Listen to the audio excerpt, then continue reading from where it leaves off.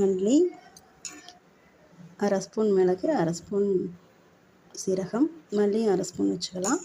So இந்த மாதிரி ட்ரையாக இருக்கிறதெல்லாம் ஒரு ஓட்டிட்டு மிக்சியில். அதுக்கப்புறம் மிளகாவும் சேர்த்துக்கோங்க. 3 மிளகா வச்சுருக்கேன். பச்சை மிளகாய் இருந்தால் 1 போட்டுக்கலாம். ஸோ இதெல்லாம் சேர்த்து ட்ரையாக அரைச்சிட்டு அதுக்கப்புறம் தக்காளி, புளி, உப்பையும் சேர்த்து அரைச்சிடுங்க.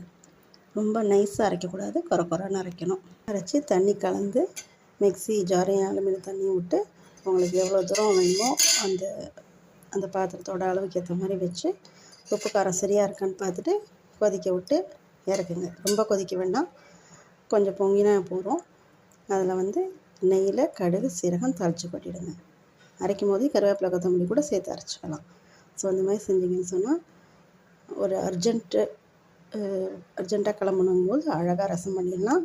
சூப்பர் டேஸ்ட்டாக இருக்கும். நீங்களும் வீட்டில் செஞ்சு பாருங்கள். நல்லா இருந்தால் ஷேர் பண்ணி சப்ஸ்கிரைப் பண்ணுங்கள். தேங்க்யூ.